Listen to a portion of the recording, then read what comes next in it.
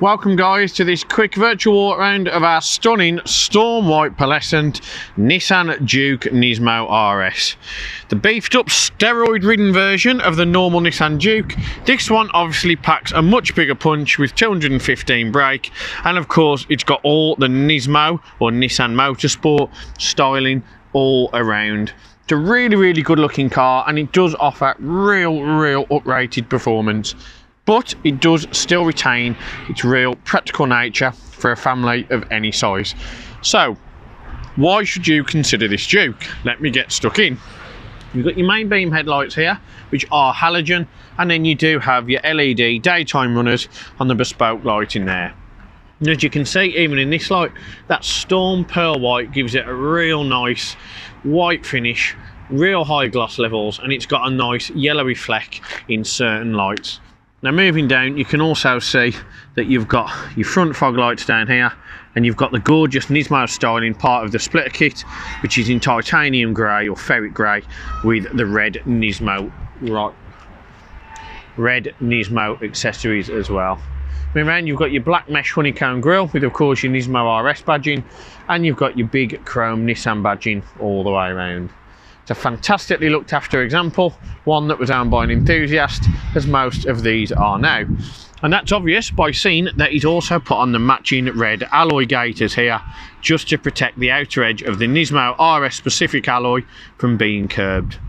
And these are of course 18-inch wheels, and you can see you've got the red caliper just behind the diamond cut alloy.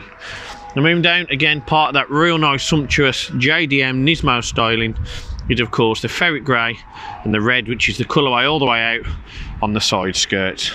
You've also got your Nismo red folding door mirrors, and you can see you've got gloss black window surrounds, gloss black B-pillar and tinted privacy glass in the rear. Now also on the Juke Nismo RSs, they come with a sports pack, which is of course the Nismo RS red spoiler with a lip and the built-in LED brake light. And you can see you've got the funky lighting on the back, which stretches from the wing up to the tinted rear window. You've got your Nismo RS badging, and of course you've got down here again your ferret grey with Nismo red, your reflectors, your fog light and your single exit exhaust. Now you can see there's no dinks, no dents, no distortion, and there's a car guy who takes photos. That is one ready for Instagram. Now you do have a reverse camera on this, which is located just underneath your boot lid, just there, and you can see it's really nice, easy to use. Now the boot itself isn't too bad. It's got a variable boot floor, which again is quite large. I mean, it's not gonna house massive of stuff. You're not gonna have plenty of different, push chairs and buggies and things like that, but what it will do is easily get in any luggage that you may have, or any potential pets if they're on the smaller side. Now what you can also see is that down this side the bodywork is in great order. No dinks, no dents, no scratches, no previous paintwork, just a super clean looked after example. Exactly what we like here at Emerald HQ. So that really is everything I can tell you about the Nissan Juke Nismo RS, for the exterior at least. So let's head on to the inside and we'll show you everything that this has to offer you from the interior. So the interior of a Nismo RS is also a lot more modernised and updated to give you a real Japanese performance feel than it is on the standard ones. Now this does of course have the optional extra of these gorgeous Nismo / Recaro wingback bucket bolster seats, and they are very similar, aside from the Nismo in, to the ones you used to find on the 8P RS3. Yep, they're pretty much identical, and we know how much people went mad for them. Super comfortable, half suede or Alcantara, half leather with a red contrast styling, which is of course part of the Nismo package. Previous owners also gone to the trouble of getting some Nismo RS specific mats, and you've got a half Alcantara and Napa leather with red contrast stitching, multifunction steering wheel. And it also has the 12 o'clock marking, which all true performance cars and certainly Japanese cars need. That is just there for in case you do spin the car in any way, shape or form, you always know where the centre of the wheel should be. And you can see the cowling on the instrument cluster is also finished in the Alcantara with red contrast stitching. You've also got a real nice, almost carbon fibre effect just on top of the gear knob. You've got it on the surround, and you've got it around the center console. This on normal models is either chrome or piano black. Now on the door card, you can see you've got your Alcantara door lining, piano black inlay, and you've got your electric windows, an electric lock for your window, and deadlock as well. And you also got the real nice gloss black with Nismo styling on the door inlay. Now on the rear seats, to open the rear door, it is of course there. And when you open it up, you can see that you've got the real nice, again, Alcantara seating, red contrast stitching with Isofix. Really comfortable, really durable, and that shows no signs of wear at all. Quite a lot of leg room as well in the back of a Juke. So as I say, if you've got young children, you've got teenagers, they can easily get in there and still have enough room to do whatever they want. And you can see as well, you've got your Nismo branded sports pedals, and down here you've got your TPMS light. You've also got your electric folding mirrors and electrically adjustable mirrors, traction control off, and your headlight adjustment too. So now we are inside the Juke. You can see one of the differences that you'll notice straight away is of course that the ignition barrel is blocked off, and you do have a sport styling here for the push button start. Of course that's white encased in the red Nismo colourway. Now the steering wheel, I said it was multifunction, so on here you're able to change the menu in the instrument cluster and the information, and you're able to change your audio on here, which controls the media system just there. You've also got your volume control and of course your Bluetooth telephone. And on this side you have of course got cruise control. Now the stalks, on the left you've got your lighting and indicators, and on the right you have of course got your window wipers. Now the clocks herself, what we'll do, we'll start this up, foot on the clutch, foot on the brake, press the button, starts first time, no problem, no warning lights, no drama at all. And you can hear the aircon. But what you can see is that you've got a message that comes up and says that you've got good oil. Your fuel is on the right as well as your fuel tank, so it gives you the indication of how much you've got left, and your temperature is on the left. And then it pops up with your range available and also the mileage. So you can see this one has done just over 35,500 miles. Now you can't really see the change when I put the lights on the dash, for the fact that I'm sat in the dark, so it's not that great. But you have got a real nice Nismo red clock in here, black on that side, of course with the Nismo and the RS livery as well. A lot nicer than the standard clocks where they are just black with a red font. But you've got the red sports needles, the white contrast font, and it looks really, really nice as a dashboard. Yes, it could be argued that in terms of modernisation, you know, different ones have all virtual cockpits, but this has got all the character that you'd associate with a Nissan and a Jap sports car. And you can see it sounds really nice as well. It's got a nice rev ratio, it's got a nice deep grunt to the exhaust, none of which is synthesised, so it does give you a different feel, and really one that is to be quite held in high regard. Now dashboard, you've got plenty of space in front of you, and you've of course got the long bonnet, so you do feel like you're very high up and very safe. And it's nice because you can also see where the bonnet curves, and you can see everything right in front of you. Now on the centre console media system, as I've said, you've got this carbon weave effect, which I'm sure you'll agree is a nice upgrade, and you've got plenty of different options. So we'll start here with your Bluetooth telephone.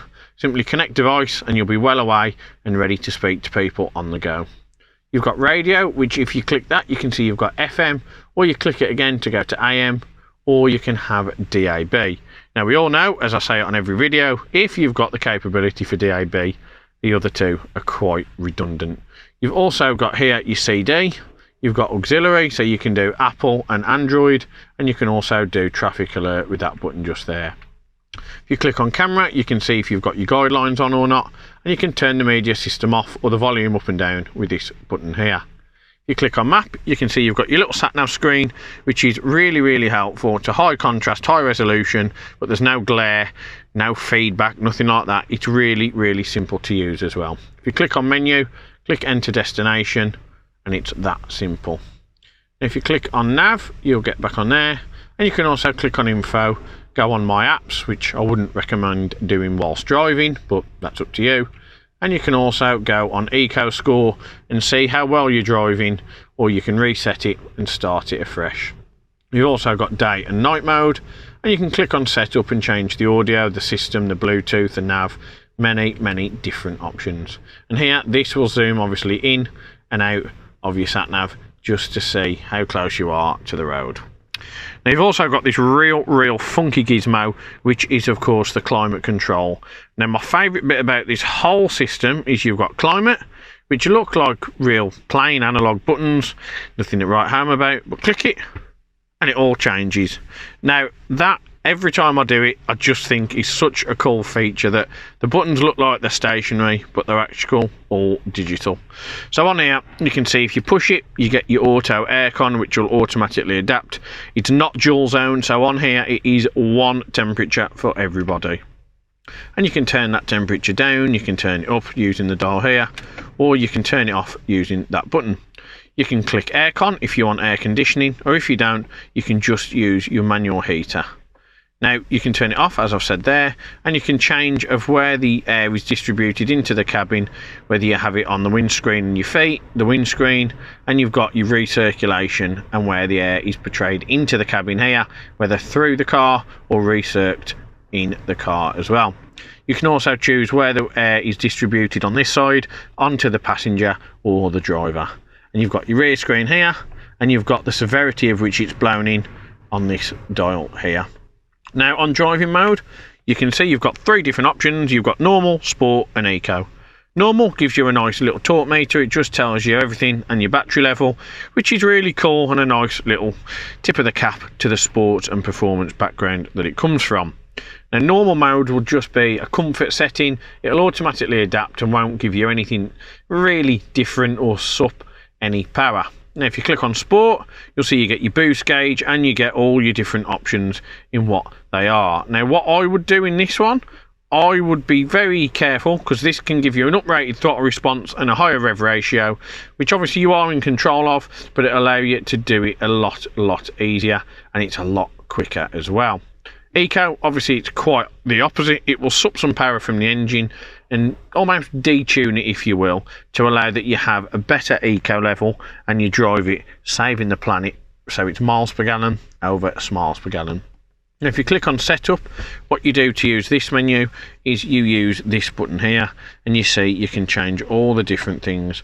So you can change your eco on there, you can turn your climate control off, auto illumination, door unlock, headlight sensitivity. You've got plenty of different options. You can also get your G-force meter if you click on drive info, and you can get your fuel economy and your miles per gallon when you're driving on the eco info. Down here you've got some storage. You've also got a 12-volt charger, a USB and an auxiliary socket too. And on here you've got the Nismo branded gear gator, which is finished in this gorgeous almost 3D effect circular design, which give it a nice texture with a red contrast stitching, and of course you've got the black stitching here finished with the carbon weave effect gear knob. Got the carbon weave effect all around it, which goes really nice, and you've got the titanium grey all the way across into the dual cup holders and extra storage as well. And speaking of the gearbox, I'm just going to show you how easy it is to put it into reverse. So simply click it up, move it to the left and push it forward. Now you'll know that you're in reverse because your really clear reverse camera will be activated. And of course it also has the guidelines on, which just allow you to park easily without worrying about hitting any cars. And kids, this is a manual handbrake, which does mean plenty of options for skids if you're childish like me. But I'm sure you'll agree that this Nismo is a fantastic looking bit of kit, one that might surprise a few people, and I'm just going to focus on those Recaro wingbacks because they are possibly some of the best seats available, hence why they put them in GTRs, they put them in 370Zs.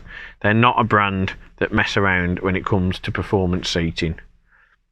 And there you go, so that really is everything I can show you about this wicked Nismo RS. A really good surprising alternate choice for the school run or for a practical small size SUV. They aren't four-wheel drive, so I don't think you can go off-roading, but they are more than capable of handling themselves on Britain's roads. So what else can I tell you about the Juke? Well, I can tell you that it has been treated to the Emerald 128 point inspection, as is every single vehicle that arrives here in stock. That just means our vastly experienced team of technicians and bodywork guys take a look over the car in anal, thorough, meticulous detail, and that covers both cosmetic and mechanical components. They just ensure that the car is in peak condition for when you come down to HQ and take a look at it in the flesh for yourself. We're also able to offer you part exchange prices, which we do believe are the best available, and we also can do a vast array of finance options and funding. So if you do have any questions regarding the Nismo RS, the video, the spec, or just about any more of how Emerald House of Cars operate, then do please give our team here at Emerald a call and we'll be more than happy to assist. But for me, it's thank you for watching, and I really do hope to see you soon at Emerald HQ.